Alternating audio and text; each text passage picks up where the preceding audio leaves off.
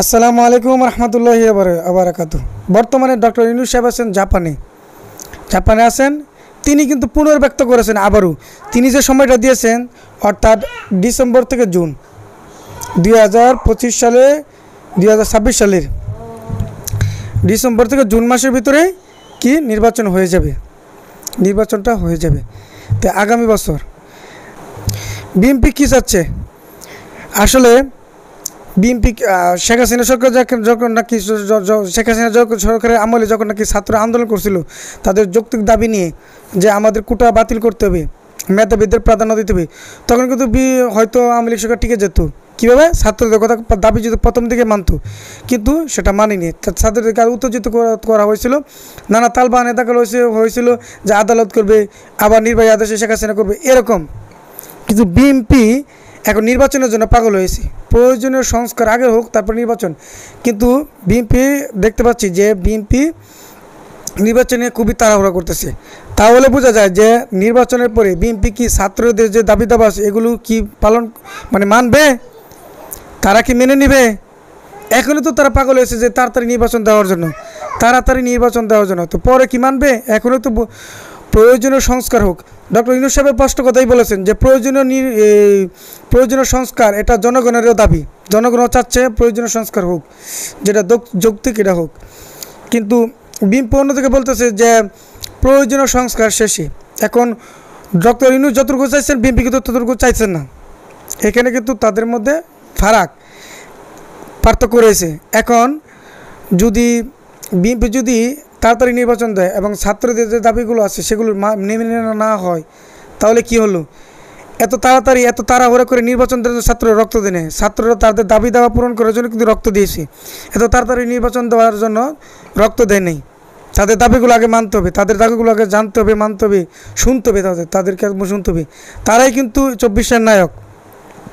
এদিকে ডক্টর ইউনূস সাহেব জাপানে গিয়েছেন। তিনি অনেক কথাই সেখানে গিয়ে বলেছেন, অন্তর্বর্তীকালীন সরকারের নেওয়া সংস্কার উদ্যোগগুলোকে এগিয়ে নিতে যে কোনো পরিস্থিতিতে আগামী বছরের জুনের মধ্যে বাংলাদেশে একটি সাধারণ নির্বাচনের আয়োজনের অঙ্গীকার পুনর্ব্যক্ত করেছেন। বুধবার 4 দিনের সফরে চীনের টোকিও ইম্পেরিয়াল হোটেলে প্রধান উপদেষ্টার সাথে জাপানের প্রাক্তন প্রধানমন্ত্রী এবং জাপান বাংলাদেশের পার্লামেন্টারি ফ্রেন্ডশিপ লীগ JBPFL এর প্রেসিডেন্ট আশুর সাক্ষাৎকালে তিনি এই অঙ্গীকার পুনর্ব্যক্ত করেন। তিনি বলেন, উপদেষ্টা প্রেস উইং থেকে জানানো হয়েছে নিক্কে ফোরাম ফর এশিয়ান যোগদান এবং জাপানি নেতাদের সাথে দ্বিপাক্ষিক আলোচনায় অংশ নিতে প্রধান উপদেষ্টা গতকাল স্থানীয় সময় দুপুর 2টায় টোকিওতে পৌঁছান। বর্তমানে JBPFL এর প্রেসিডেন্ট হিসেবে দায়িত্ব পালনরত তারো আশু বাংলাদেশের দীর্ঘদিনের বন্ধু। বাংলাদেশকে একটি স্থিতিশীল রাজনৈতিক ব্যবস্থার দিকে এগিয়ে নিয়ে যাওয়ার জন্য ডক্টর ইউনূসকে ধন্যবাদ জানান তিনি।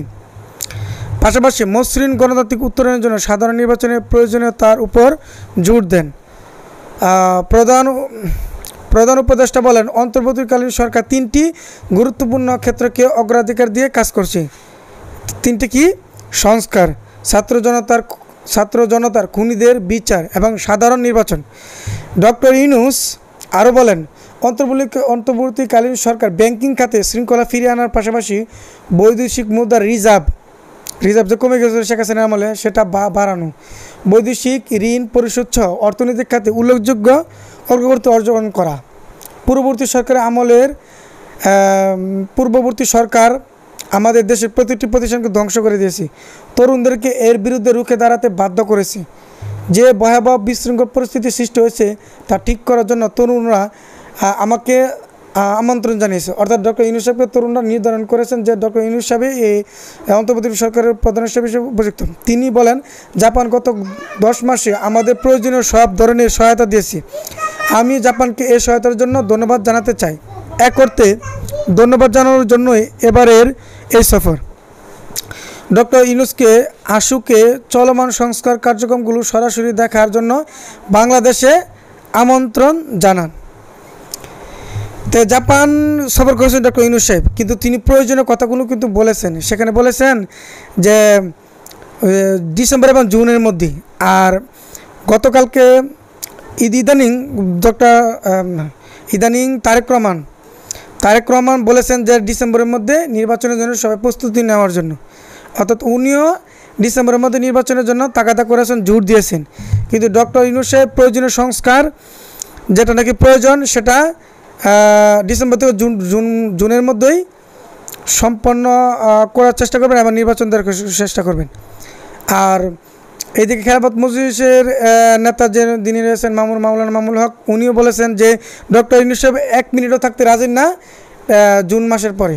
জুন মাসের ভিতরে তিনি নির্বাচন দিয়ে সব কিছু ঠিকঠাক করে চলে যাবেন। তো ভিডিওটা এখানে শেষ করছি। ভিডিওটি ভালো লাগলে একটু শেয়ার করে দেবেন। আল্লাহ হাফিজ।